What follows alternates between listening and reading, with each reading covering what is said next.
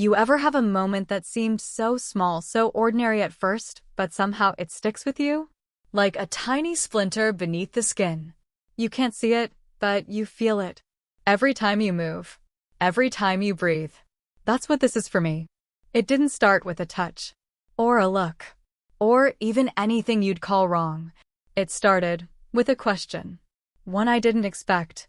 From someone I should have never seen that way. It was just another Sunday. My husband was away on one of his usual business trips.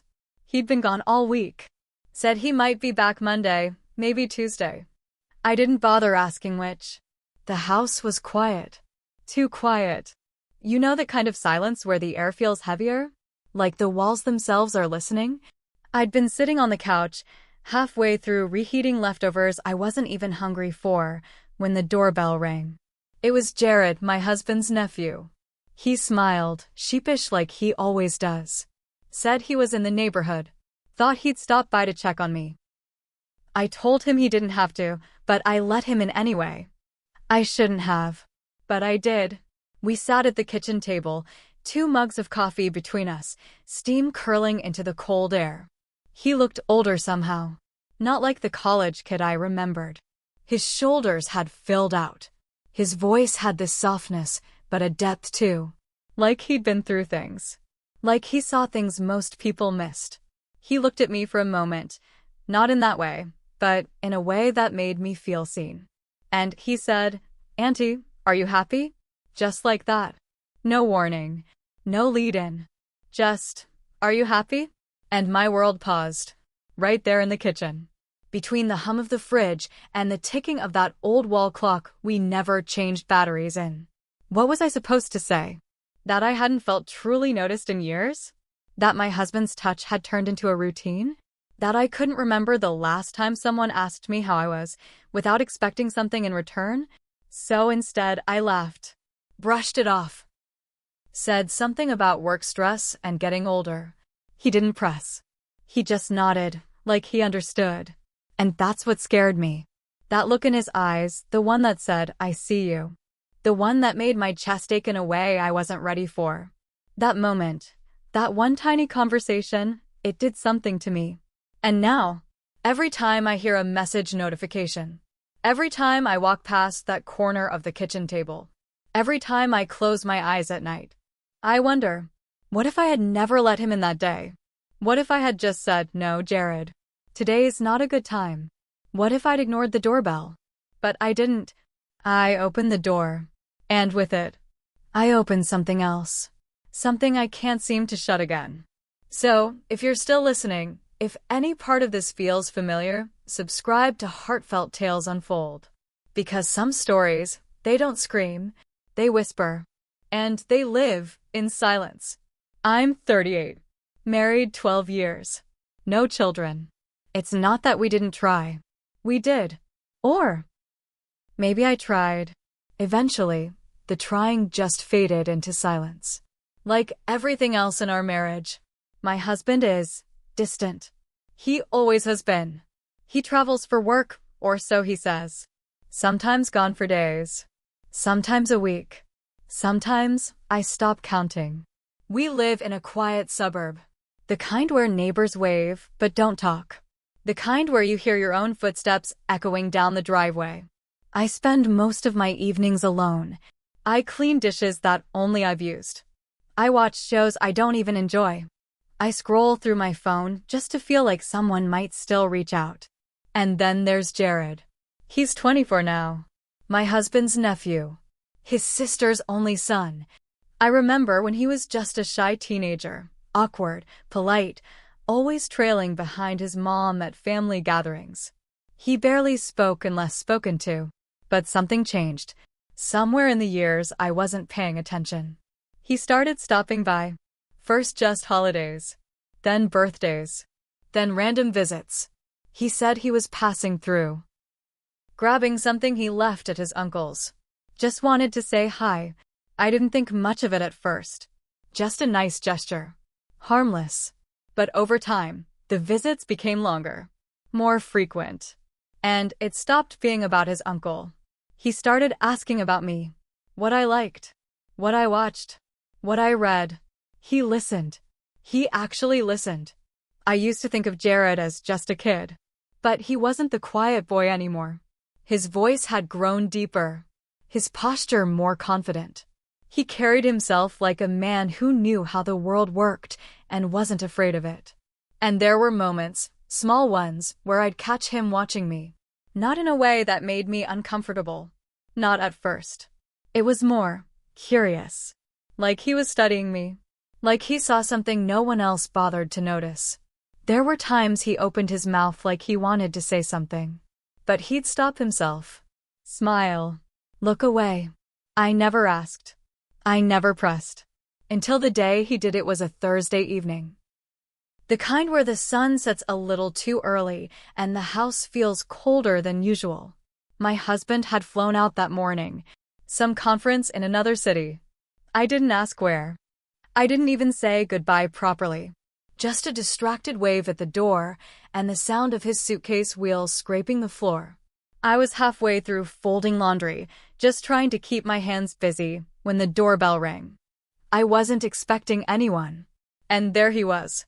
Jared. No warning. No text. Just him. Standing on the porch with that crooked smile and a paper bag in his hand.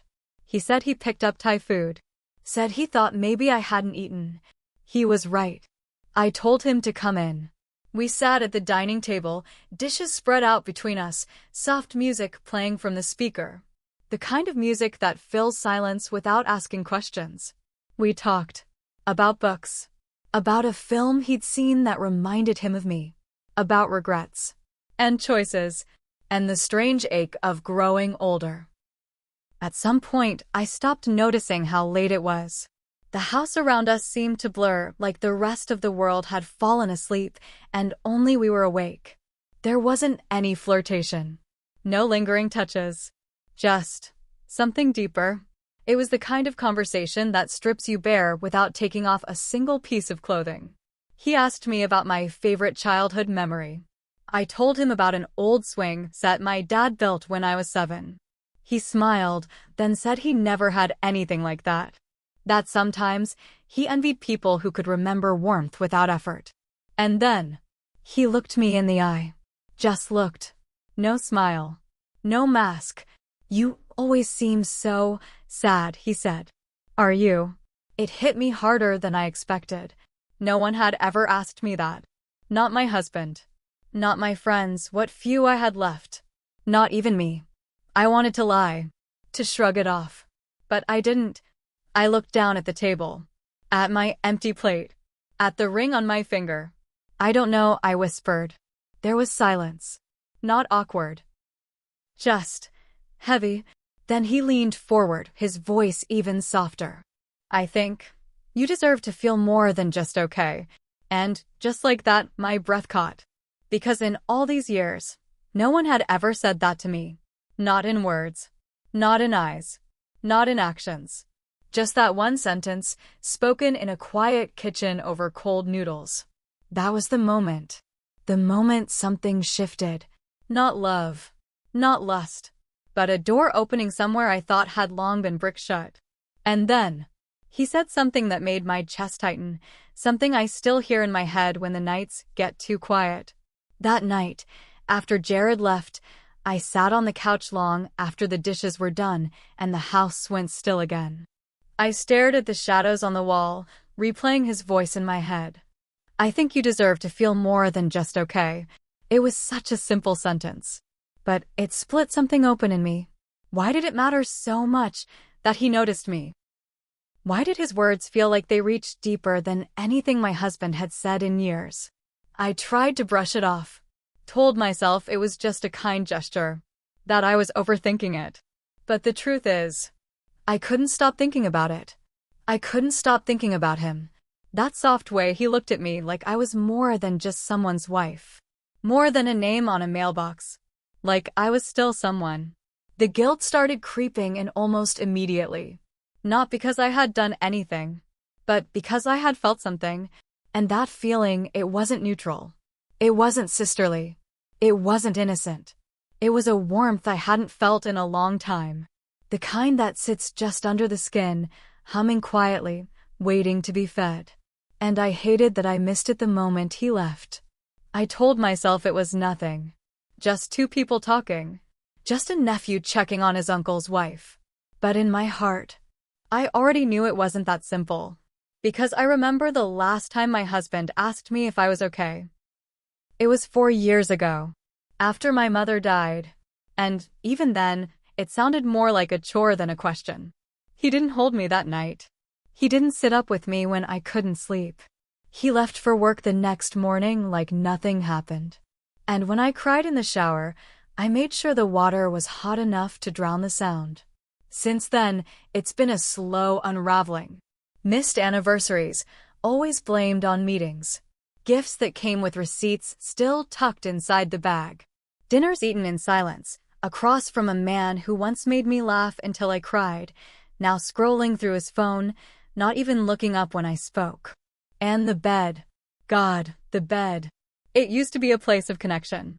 Now, it's just two bodies occupying the same space, turned back to back, with miles of cold sheets between us. So when Jared looked at me like I still had light inside, like I was still worth seeing, it shook me. Was I really that starved for affection, that I'd mistake concern for desire? Or maybe I wasn't mistaking anything. Maybe I was finally feeling something real after years of numbness. But then the shame would creep in. Because I wasn't supposed to feel this way. Not for him. Not for anyone but the man I married. And yet, here I was, lying in a bed next to that man, staring at the ceiling, wishing it was someone else who had asked if I was happy, wishing it was someone else's voice I heard in the dark, wishing I could feel what I felt at that kitchen table, just once more. That hunger for connection, it wasn't just about Jared. It was about everything I'd buried under years of being fine. Fine when I wasn't. Smiling when I was breaking. And now that someone had finally seen through it, I didn't know how to unfeel what had already been felt. After that night, something changed. Jared started coming by more often. He stopped waiting for an invitation. He just showed up. Sometimes with groceries. Sometimes with my favorite pastries from that little bakery on 9th. He remembered I liked the ones with raspberry filling. My husband never remembered that. Other times, he'd offer to help. Fix a leaky tap. Carry in heavy boxes. Rearrange the shelves in the garage I kept saying I'd get to but never did. And every time he came, it felt easier to let him stay just a little longer. We'd talk. Not just about the weather or the news. But really talk. He told me about his job, how it drained him. How he felt like no one ever really saw him for who he was. Just expectations. Just pressure. Just noise. I told him things too. Not all at once. Just in pieces. The kind you only say out loud when you know someone won't judge you for it. And then, one evening, I asked him to help me organize the attic. It was summer. Hot. Dusty. Old boxes. Forgotten memories. The smell of time. We were laughing about a hideous photo album my husband had buried up there, one from the early years when we still used to take pictures together. And then our hands touched. Not by accident. Not entirely. He handed me a box and our fingers met and stayed. It wasn't dramatic. It wasn't even romantic. But there was a pause. That kind of pause that lives in the space between two people who aren't quite sure what they're becoming. I looked up at him. He didn't pull away. Neither did I. We just stood there for a moment, in the attic's thick silence, surrounded by the forgotten weight of other people's memories. He broke the moment gently, said we should take a break. Went down to grab some water. But when he came back, his eyes wouldn't meet mine, not right away. The next few visits were quieter. Still kind, still thoughtful. But something unspoken hovered between us. Then, one afternoon, he sat across from me on the porch, sun dipping low behind the trees, and he said, "Sometimes I feel like I've been invisible my whole life. Like I've always had to pretend everything's fine just to keep people from walking away." I didn't know what to say. Because I'd thought that exact thing so many times, I could have said it in my sleep. He looked up at me then. Really looked. and asked, "Have you ever felt trapped in your own life?" I didn't answer. But I didn't have to. Because the silence between us said it all. We were both invisible people, finally being seen. And that scared me more than anything. Because being seen means being vulnerable. Being vulnerable means being open. And being open means you can be touched. That night, when he left, I walked him to the door. We stood there for a second, like we didn't know what goodbye meant anymore. And then he hugged me. Not the quick, polite kind. It was longer, warmer, a little too tight. His hands rested at my back. Mine hovered, then settled. And I let him. I closed my eyes for a second too long. And in that quiet space between breath and goodbye, I felt everything I had been trying so hard not to feel. When the door closed behind him, the silence didn't feel like peace. It felt like something had cracked open and nothing was going to fit the same again. It was raining. Not the gentle kind that taps on the window and soothes you to sleep, but the kind that soaks the air with something thick. Heavy. Restless. The sky outside looked bruised. Thunder low and distant, like it was holding something back. I'd been curled up on the couch with a book I wasn't really reading when the doorbell rang. Jared, soaked to the bone, water dripping from his hoodie, a half apology in his smile. I was nearby. Got caught in it. Thought I'd stop in until it passed. I could have said no. I should have said no. But I stepped aside. Let him in. I handed him a towel. Told him to warm up. Started reheating dinner, even though I hadn't planned to eat much. He stayed. I poured wine. We laughed more than usual. About small things. Silly things. Things that didn't matter until they did. I put on music. Something slow. Old. The kind of song that lives in the background but fills every room it touches. And at some point, he stood behind me in the kitchen. Close enough that I could feel the warmth of him, even through the damp air. I turned. He didn't move. The laughter had faded. The music kept playing. But everything else stilled. He looked at me longer than usual. Not searching. Not questioning. Just there. And I saw it. All of it. Loneliness. Need. Curiosity. Pain.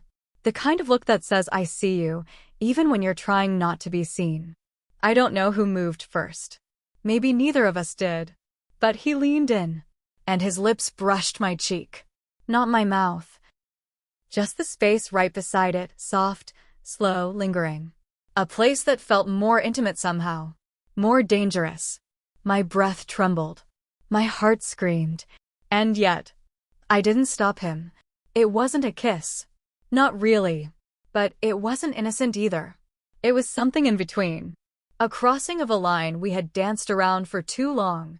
And in that moment, standing there in the kitchen with the rain tapping on the windows and the wine still warm in our glasses, I knew we had gone somewhere we couldn't come back from. And then, the front door clicked. The sound echoed like thunder inside the house. I froze. So did he. Footsteps. Familiar. Slow. My husband was home early. The moment I heard the key turn in the lock, something inside me snapped to attention.